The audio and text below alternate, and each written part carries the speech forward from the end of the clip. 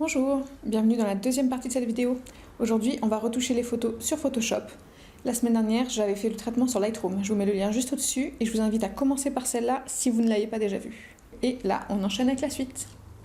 Donc là, je vais passer à Photoshop et cette fois-ci, je vais vous le faire en direct et non pas en accéléré. On va pas faire toutes les photos, je vais en choisir une et je vais vous montrer un petit peu ce que je fais. Donc j'ai choisi cette photo en premier, je l'ai importée sur Photoshop et la première chose que je commence toujours à faire c'est la dupliquer. Donc moi j'appuie sur CTRL-J, ensuite je zoome un petit peu pour voir globalement tout ce que je vais devoir faire dessus. Alors, je vais commencer par enlever les imperfections les plus faciles. Donc pour ça j'utilise le outil correcteur localisé, en un peu plus petit.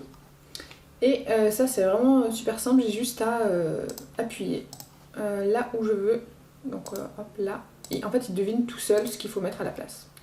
Voilà, alors il ne marche pas super bien quand il est vraiment près d'une zone contrastée. Voilà, là vous voyez déjà il est à peu près de la lettre, donc du coup il fait un petit peu n'importe quoi.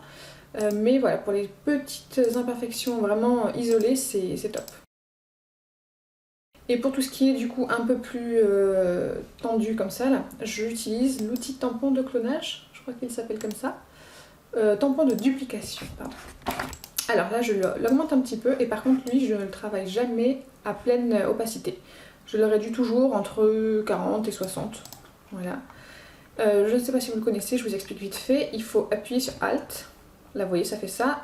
Et si je clique là, ça va m'enregistrer du coup là où j'ai appuyé. Donc cette zone là. Là en l'occurrence je vais le faire ici. Tac, là je clique, voilà. Donc ça m'a, vous voyez, copié en fait cette zone là. Et c'est à vous-même de choisir où vous voulez l'appliquer. Donc ça se travaille un petit peu, cet outil. Premier temps il n'est pas super facile, mais ça fait des années que j'utilise et franchement c'est mon outil préféré.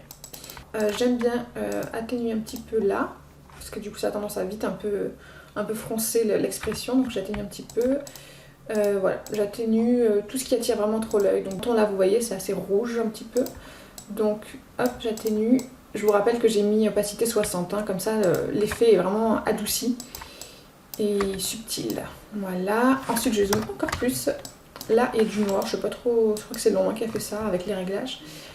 Donc pareil, mais en vraiment plus minutieux, j'attrape et je décale, voilà. Il faut vraiment souvent réattraper pour vraiment être sûr de mettre la bonne teinte et la bonne couleur. Je pense que c'est ce que j'aime bien dans cet outil, c'est qu'il y a un petit peu d'analyse aussi.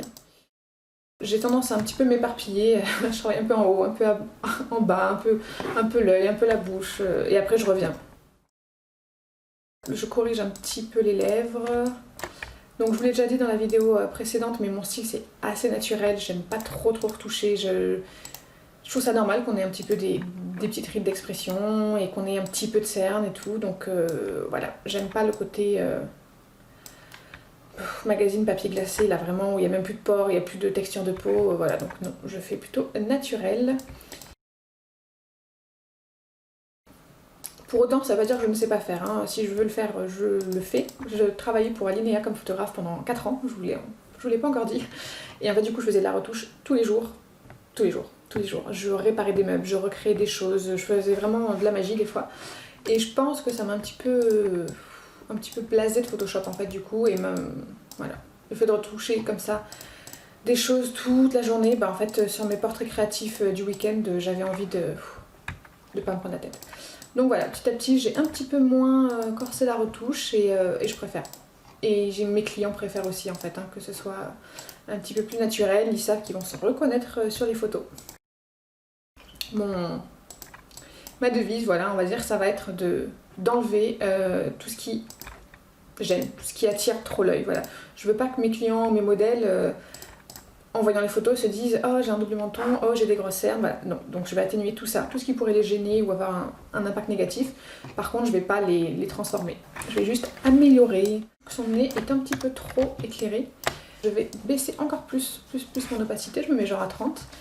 Et là, donc ce que je vais faire, c'est que je vais prendre un petit peu ici, vraiment à faible opacité, et en remettre un petit peu là. Pour son visage c'est bon, là je passe aux mains, voilà, c'est quelque chose qu'on ne pense pas toujours à retoucher mais c'est important. Donc là je remonte mon opacité Et pareil, je corrige juste ce qui attire l'œil en fait. Ce qui peut nous faire nous demander qu'est-ce que c'est. Est-ce que c'est un os? Est-ce que c'est une bosse? Est-ce que... Voilà. Voilà, il y a des petites taches des fois, des petites griffures de chat. Bon, elle n'a pas de chat, mais des fois les gens ont des chats. Des petites choses comme ça, des petites saletés sur les ongles, voilà. Le genre de petits détails que je peaufine. J'enlève un petit peu les petits cheveux foufou. Voilà, c'est pratique parce que le fond est uni. Hein. Enfin, attention par contre, si on commence un cheveu, à le faire quasiment en entier. Hein. Sinon, ça va bizarre. Si vous voulez voir comment je retouche les fonds un peu compliqués, là, je l'avais fait un petit exemple dans cette vidéo là au-dessus. Et je pense que je le referai à d'autres occasions. Donc là, en dézoomant, je me rends compte que là, ça me gêne vachement. Vachement. Donc je vais tenter de bosser là-dessus.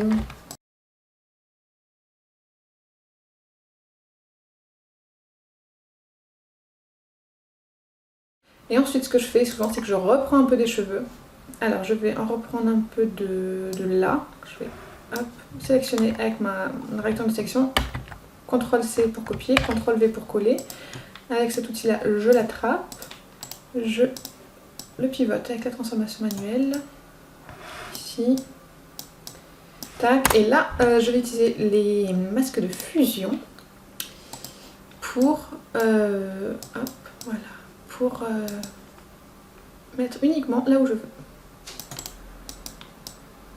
Je pense que je vous ferai un tuto vraiment sur les masques de fusion et tout à l'occasion. Ça fait le même effet que la gomme, sauf que vous pouvez revenir en fait dessus. Donc du coup, quand on n'est pas trop sûr, c'est vraiment super. Tadam, voilà, on avait ses cheveux un peu foufou et on a relissé ça, mais remis un peu du petit foufou quand même pour que ça reste naturel. Il y a juste ça qui me gêne. Beaucoup. Alors, je réfléchis. J'ai plusieurs options. Soit j'essaie de reconstituer ici pour que le t-shirt se passe là. Soit je le pousse vers là. Ou soit je le continue vers là. Mais du coup, ça fera un peu trop évasé peut-être. On va tenter avec un peu de fluidité.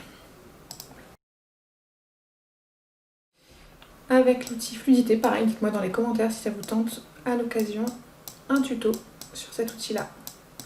Qui est super pratique, mais pareil, il faut vraiment le manier avec parcimonie. J'aime vraiment bien ce mot, parcimonie. Donc là, je l'ai un peu fioup, et je vais là le pousser, je fais l'inverse.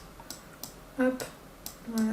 Je travaille vraiment sur un millimètre hein, quand on y pense de la photo. Mais voilà, regardez, avant, après.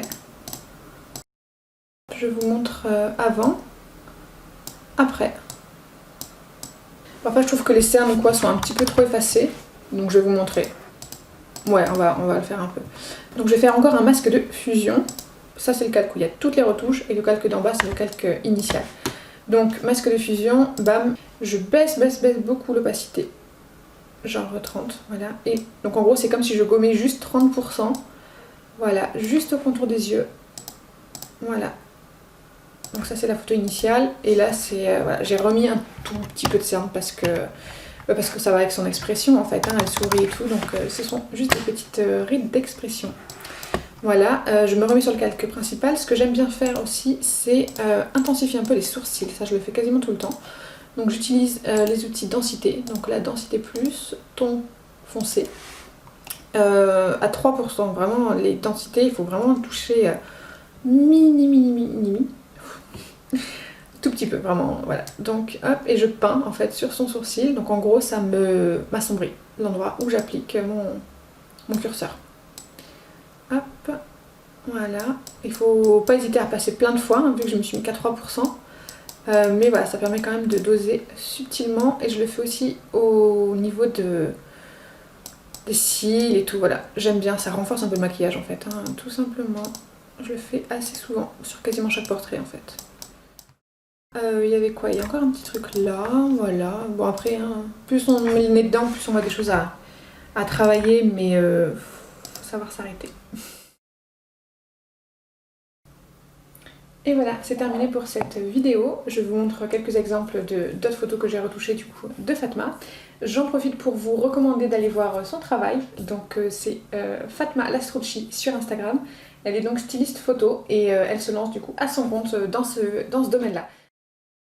Voilà, c'est terminé. Un petit like s'il vous plaît, un abonnement, ça fera plaisir. Pourquoi pas aussi appuyer sur la petite cloche pour être notifié quand je poste une future vidéo.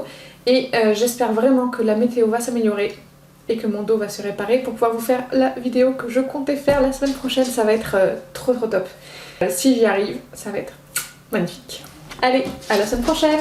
Non, c'est pas ça que je veux dire, c'est à bientôt pour des prochaines photos.